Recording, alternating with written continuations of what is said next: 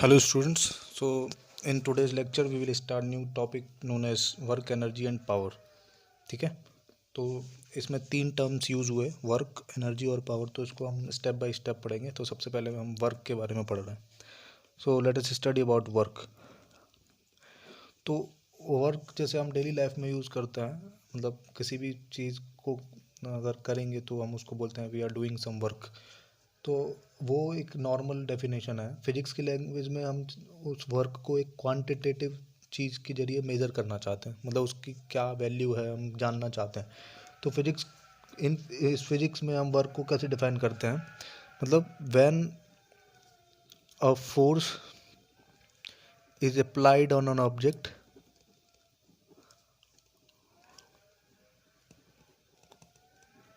And it causes displacement of the point of application of force while the force continues to act during the displacement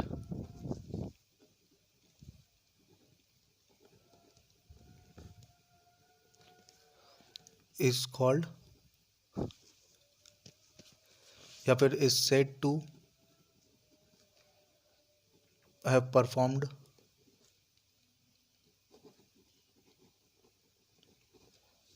work। ठीक है, तो मैं इस definition को explain करूँगा अभी। तो मैंने क्या लिखा है, देखिए, when a force is applied on an object. मान लीजिए ये एक ऑब्जेक्ट है और इस ऑब्जेक्ट पे हमने कोई फोर्स अप्लाई किया, लेट्स से इस तरीके से इस पॉइंट पे। ठीक है, when a force is applied on an object it causes displacement of the point of application of force. तो देखिए ये जो पॉइंट है जिस पर हमने फोर्स लगाया, उस पॉइंट ऑफ एप्लीकेशन का डिस्प्लेसमेंट हम देखते हैं। मतलब जब भी फोर्स लगाया गया किसी ऑब्जेक्ट पे, तो ऑब्जेक्ट में बहुत सारे पॉइंट्स होते हैं। तो जिस पॉइंट पे हमने फोर्स लगाया, अगर वो उस पॉइंट ऑफ एप्लीकेशन को डिस्प्लेस कर पाया, ठीक है, causes displacement of the point of application of force, और while the force continues to act during the displacement. मतलब मान लीजिए यहाँ से लेके वो यहाँ तक गया, ठीक है, ये फर्स्ट सिचुएशन, ये सेकंड सिचुएशन। तो यहाँ से लेके अगर यहाँ तक गया तो ये फोर्स जो है इस पॉइंट ऑफ एप्लीकेशन पे कंटिन्यूसली लगना चाहिए, ऐसा नहीं कि रास्ते में ये गायब हो गया। तो अगर कॉन्स्टेंटली यहाँ से यहाँ तक गया तो हम बोलेंगे कि इस फोर्स ने इस ऑब्जेक्ट पे कुछ वर्क परफॉर्म किया। ठीक है, तो वर्क को मैथमेटिकली हम कैसे डिफाइन करते हैं, mathematically work done is equals to force into displacement into cos theta. ठीक है, ये वर्क डन का फॉर्मूला होता है, इसको हम याद रखेंगे। अब देखिए इसमें फोर्स आप पढ़ चुके हैं, डिस्प्लेसमेंट भी आप पढ़ चुके हैं, ये शायद कॉस थीटा आपके लिए नया है। तो हो सकता है आपने ट्रिग्नोमेट्री नहीं पढ़ी हो, तो मैं इसके बारे में, कॉस थीटा के बारे में थोड़ी सी चर्चा करूँगा अभी। तो देखिए कॉस थीटा क्या होता है। बेसिकली अगर ये कोई राइट एंगल ट्राइंगल है, सपोज ये कोई राइट एंगल ट्राइंगल है, ठीक है, तो ये एंगल अगर थीटा है, मतलब ये थीटा एक ग्रीक अल्फ़ाबेट है ना, थीटा से कंफ्यूज नहीं होना। जैसे ABCD इंग्लिश अल्फ़ाबेट है, वैसे ये थीटा एक ग्रीक लेटर में, ग्रीक लैंग्वेज में अल्फ़ाबेट है। तो कॉस थीटा को हम कैसे डिफाइन करते हैं, मतलब थीटा के बगल वाली जो साइड है, जो मतलब हॉरिजॉन्टल है, उसको हम बोलते हैं बेस। ठीक है, उसके सामने वाली जो साइड है इसको हम बोलते हैं परपेंडिकुलर, और इसको सबसे बड़ी साइड को हम बोलते हैं हाइपोटेन्यूस। ठीक है, तो कॉस थीटा की वैल्यू क्या होती है, बेस अपॉन हाइपोटेन्यूस। ठीक, अब ये आपको मैथ्स में पढ़ाया जाएगा, ये इसकी ज़रूरत फिजिक्स में ज़्यादा नहीं पड़ेगी, बस मैं आपको एक्सप्लेन कर रहा हूँ ये कॉस थीटा होता क्या है। तो आपको बस जो ये इंपॉर्टेंट है, जो याद रखना है, वो मैं अब लिख रहा हूँ। थीटा की डिफरेंट वैल्यूज़ के लिए कॉस थीटा की डिफरेंट वैल्यूज़ होती हैं। तो ठीक है, वो वैल्यूज़ आपको याद रखनी है। तो जैसे कॉस थीटा यहाँ पर मैं लिख रहा हूँ और इधर लिख रहा हूँ थीटा, ठीक है। तो थीटा की वैल्यू 0 डिग्री होगी अगर, तो कॉस थीटा 1 होता है। थीटा की वैल्यू अगर 30 डिग्री होगी तो कॉस थीटा की वैल्यू √3/2 होगी।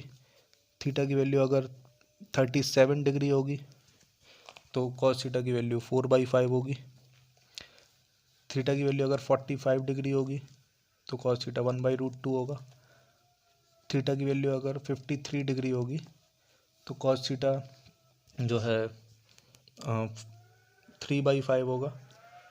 थीटा की वैल्यू अगर 60 डिग्री होगी तो ये 1/2 होगा, और थीटा की वैल्यू अगर 90 डिग्री होगी तो ये 0 होगा।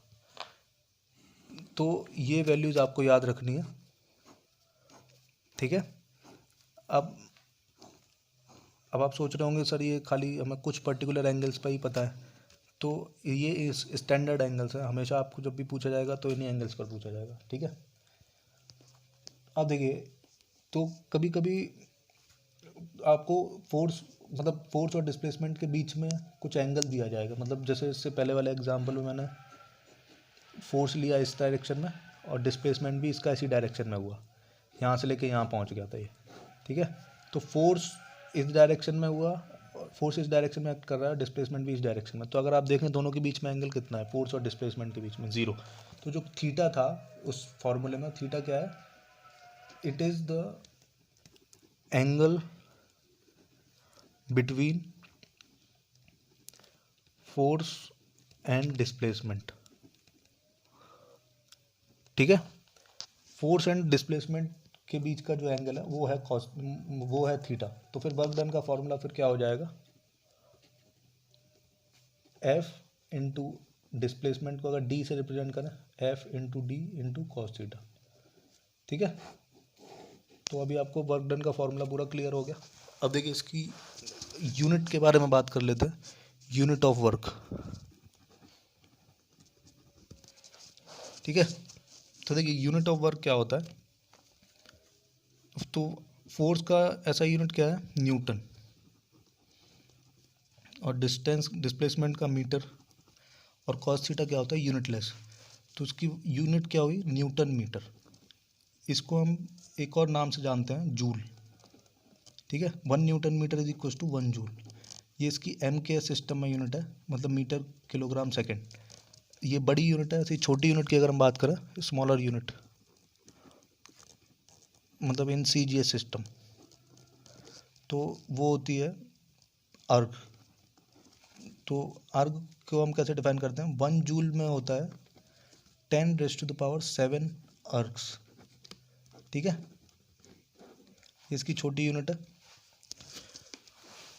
तो जैसे अगर आप मतलब फ्यूचर क्लासेस में इसकी और यूनिट्स भी पढ़ेंगे, जैसे कैलोरी भी होती है, तो हालांकि अभी हमारे लिए ये 2 यूनिट्स ही सफिशिएंट है, ठीक है। तो अभी तक मैंने आपको वर्क की डेफिनेशन बताई है और मतलब उसका मैथमेटिकल फार्मूला क्या होता है ये बताया। तो देखिए एक बात इंपॉर्टेंट है, ये अभी तक मैंने वैल्यू लिखी है 0 से 90 डिग्री के बीच में। तो 0 से 90 डिग्री के बीच में कॉस की वैल्यू प्लस में है सारी, ठीक है, कहीं पे भी नेगेटिव नहीं है। लेकिन जैसे ही वैल्यू 90 से 180 के बीच में हो जाएगी, मतलब थीटा की वैल्यू 90 टू 180 हो जाए, क्योंकि ट्रायंगल में ऑब्ट्यूस एंगल्स भी होते हैं, तो 90 टू 180 के लिए कॉस थीटा की वैल्यू नेगेटिव हो जाती है, ठीक है। तो उसके लिए अगर हम बात करें तो जैसे कॉस ऑफ 180 माइनस थीटा को हम लिखते हैं माइनस कॉस थीटा, है ना। तो अगर मान लीजिए आपको कॉस ऑफ जैसे 150 डिग्री की वैल्यू निकालनी है, तो आप क्या लिखेंगे, कॉस ऑफ 180 माइनस 30, ठीक है।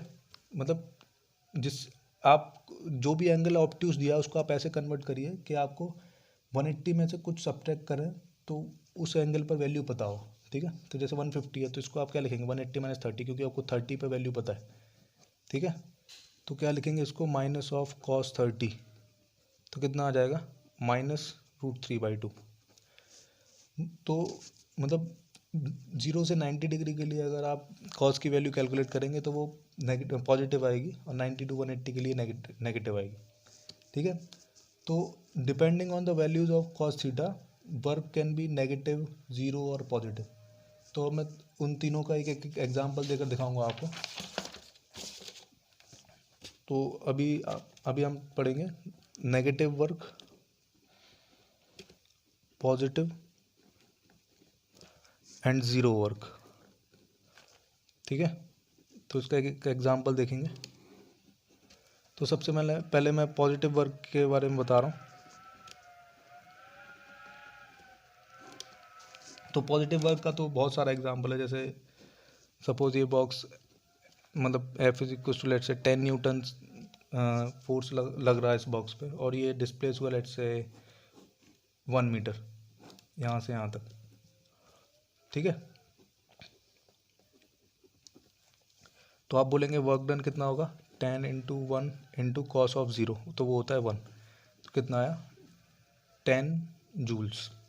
ठीक है, तो ये प्लस में आया, तो this is an example of positive work. ठीक है, अब हम एग्जांपल देखेंगे नेगेटिव वर्क का।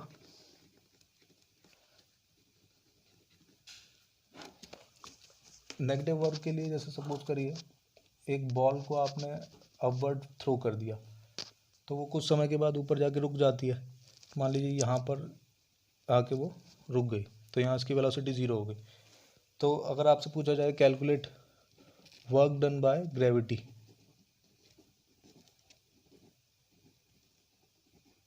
ठीक है, तो मान लीजिए इसका वेट जो है वो 10 न्यूटन है। वेट जो होता है वो mass into gravity, acceleration due to gravity होता है, W is equal to M into G, है ना। तो जो kg में आप पढ़ते हैं वो मास होता है, तो उसमें g मतलब g is equal to 10 metre per second square. तो जब आप 10 का मल्टीप्लाई करते हैं मास से तो फिर वेट आता है, तो वेट एक फोर्स होता है, उसको हम न्यूटन में कैलकुलेट करते हैं। तो सपोज इसका 10 न्यूटन वेट है और ये अपवर्ड मूव किया लेट्स से 2 मीटर जाके रुक गया। तो अगर आपसे पूछा जाए calculate work done by gravity, ठीक है, तो देखिए जब ये मूव करेगा तो वेट इसका हमेशा डाउनवर्ड लगेगा, मतलब अर्थ जो है इसको डाउनवर्ड पुल करेगी। तो आप 10 न्यूटन इधर दिखाएंगे और ये इसका डिस्प्लेसमेंट हो रहा है अपवर्ड्स। ठीक है, तो अगर आप देखें तो वर्क डन अगर आप कैलकुलेट करेंगे तो क्या लिखेंगे, फोर्स कितना है 10, डिस्प्लेसमेंट कितना हुआ 2। ठीक है, अब कॉस थीटा देखेंगे तो कॉस थीटा कितना, कॉस ऑफ, देखिए डिस्प्लेसमेंट अपवर्ड है और फोर्स डाउनवर्ड है, तो एंगल कितना है 180 डिग्री। ठीक है, तो कॉस 180 डिग्री लिखेंगे। तो कॉस 180 कैसे कैलकुलेट करेंगे, कॉस 180 को आप लिख सकते हैं मतलब 20 इंटू कॉस ऑफ 180 माइनस 0। तो कॉस थीटा क्या होता है,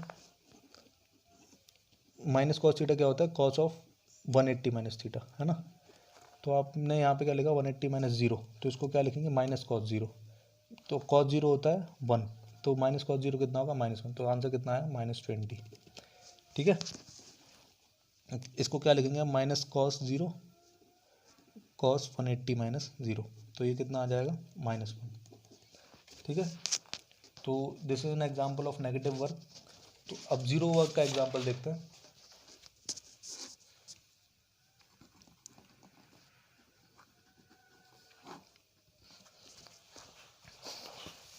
तो देखिए जीरो वर्क के कई सारे एग्जांपल हो सकते हैं, जैसे सपोज करिए आपने एक रोप से एक स्टोन को टाई किया हुआ है ना, और आप उसको ऐसे रोटेट कर रहे हैं, एक हॉरिजॉन्टल सर्कल में रोटेट कर रहे हैं।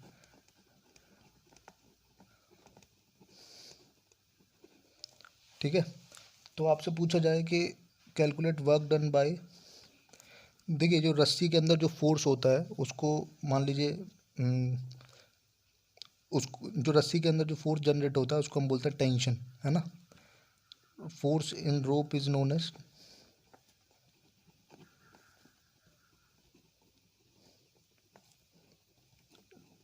टेंशन, है ना। अगर रोप जब खिंचती है तो जो खिंचने का उसके अंदर जो फोर्स जनरेट होता है उसको हम बोलते हैं टेंशन। ठीक है, तो अगर आपसे पूछा जाए कैलकुलेट वर्क डन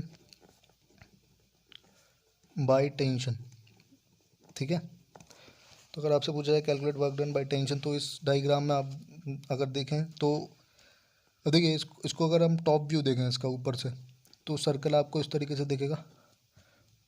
तो टेंशन हमेशा इस पर किस तरीके से लगेगा, मतलब ऐसे, ठीक है। उसको हमेशा अपनी तरफ पुल कर रहा होगा, सेंटर की तरफ, ठीक है। तो कहीं पे भी अगर आप देखेंगे तो हमेशा सेंटर की तरफ लगेगा। और आपने पढ़ा होगा एक प्रॉपर्टी सर्कल का कि रेडियस जो होता है is always perpendicular to tangent at the point, ठीक है। जैसे मान लीजिए इस पॉइंट पे आप टेंजेंट बनाएं, तो टेंजेंट इस डायरेक्शन में होगा, रेडियस ये होगा, तो हमेशा ये परपेंडिकुलर होगा। ऐसे यहाँ पर भी टेंजेंट बनाएं तो ये दोनों परपेंडिकुलर होते हैं। तो फिर अगर बात करें calculate work done by tension की, तो फिर जब भी डिस्प्लेसमेंट होगा, डिस्प्लेसमेंट इधर हो रहा है और रेडियस इधर है, फोर्स इधर है, तो हमेशा हर पॉइंट पर टेंशन और डिस्प्लेसमेंट के बीच का एंगल कितना हो जाएगा, 90 डिग्री, ठीक है। आप यहाँ पर बनाएंगे तो ये इस तरीके से होगा और टेंशन ऐसे होगा। तो हर समय पे डिस्प्लेसमेंट टेंजेंशियली होगा, मतलब लिख सकते हैं आप displacement at all points will be tangential, मतलब अलोंग द टेंजेंट, ठीक है। देयरफॉर एंगल बिटवीन फोर्स जो कि टेंशन है अभी एंड डिस्प्लेसमेंट इज 90 ऑलवेज, ठीक है। तो वर्क डन कितना हो जाएगा, force into displacement into cos of 90, और कॉस 90 की वैल्यू क्या होती है, 0। तो फिर वर्क डन कितना आएगा, 0, ठीक है।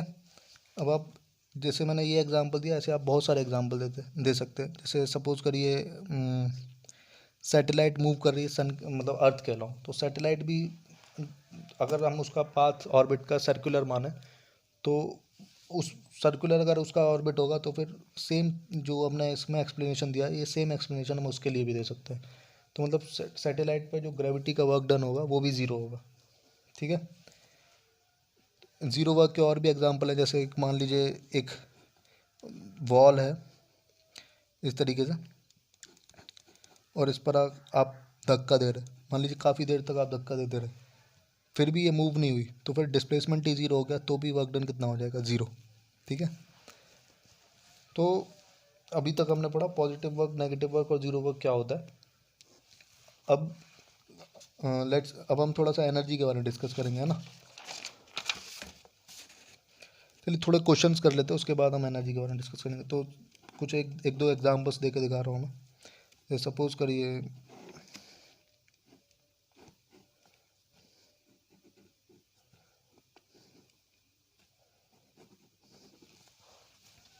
मान लीजिए एक बॉक्स है और इस पर आपने फोर्स लगाया, लेट से 5 न्यूटन का, ठीक है, फॉर 2 सेकेंड्स।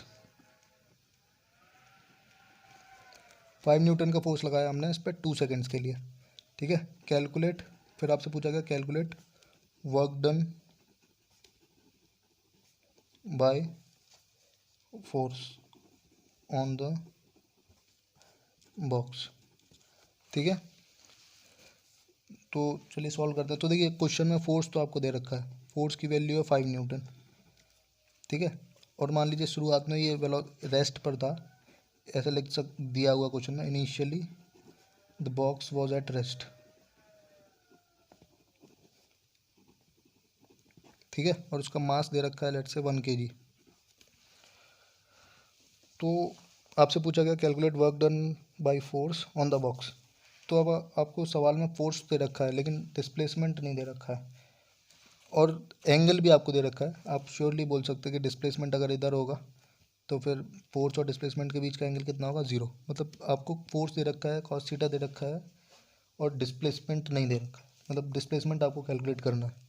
तो डिस्प्लेसमेंट हम कैसे कैलकुलेट करेंगे, देखिए इनिशियली ब्लॉक रेस्ट पर दे रखा है, यू की वैल्यू 0 है, मतलब इनिशियल वेलोसिटी 0 है, ठीक है। और टाइम कितना दे रखा है, 2 सेकेंड्स, ठीक है। अब आपको क्या कैलकुलेट करना है, वी। तो V is equal to U plus A T होता है। तो यू की वैल्यू 0 दे रखी है, और ए हमें पता नहीं, और टाइम कितना है 2, तो कितना लिखेंगे, 2 है, ठीक है। तो ए कैलकुलेट कैसे कर सकते हैं आप, F is equal to M A होता है न्यूटन सेकेंड लॉ से, तो फोर्स की वैल्यू कितनी है 5 न्यूटन और मास कितना दे रखा है 1 kg। तो इससे आप ए निकाल सकते हैं, एक्सेलरेशन, एक्सेलरेशन कितना आ जाएगा 5 मीटर पर सेकेंड स्क्वायर। तो ये वैल्यू अगर मैं यहाँ पर यूज़ कर लूँ तो वेलोसिटी कितनी आई 2 × 5 मतलब 10 मीटर पर सेकेंड, है ना। तो अब देखिए आपको क्या कैलकुलेट करना है, डिस्प्लेसमेंट कैलकुलेट करना है। तो डिस्प्लेसमेंट कैसे निकालेंगे, v² - u²/2a, ये डिस्प्लेसमेंट के बराबर होता है थर्ड इक्वेशन ऑफ मोशन से। तो v² कितना है 100 और u² 0 है, तो 100 - 0/2 × a मतलब 10, तो कितना आया 10 मीटर्स। ठीक है, मतलब 2 सेकंड में ये कितना चल चुका होगा 10 मीटर्स। ये मैंने इस तरीके से सॉल्व किया है, आप हो सकता है इस वाली इक्वेशन से भी सॉल्व कर लें, S is equal to U T plus half A T square. ठीक है, दोनों से सेम आएगा। जैसे अगर मैं सॉल्व करके दिखाऊं तो यू टी वाला टर्म जीरो हो जाएगा क्योंकि यू जीरो है, और एक्सप्रेशन कितना निकाला 5, तो 1/2 × 5 और टाइम का स्क्वायर कितना हो जाएगा 2 का स्क्वायर 4, तो कितना आया 10। ठीक है, दोनों तरीके से आप निकाल सकते हैं, इससे भी 10 मीटर आया, इससे भी 10 मीटर आया। तो फाइनली वर्क डन कितना हो जाएगा, फोर्स 5 है और डिस्प्लेसमेंट है 10 और कॉस थीटा कितना है, कॉस जीरो कितना होता है 1, तो आंसर कितना है 50 जूल्स। ठीक है, सपोज एक इलस्ट्रेशन और देख लेते हैं। मान लीजिए ये एक बॉक्स है और इस पर ऐसे फोर्स लग रहा है, लेट्स से 100 न्यूटन का। ये मान लीजिए 37 डिग्री पर लग रहा है और 37 डिग्री पर फोर्स लगा और ये इस डायरेक्शन में मान लीजिए मूव हो गया 1 मीटर। ठीक है, तो आपसे पूछा जाए calculate work done by force.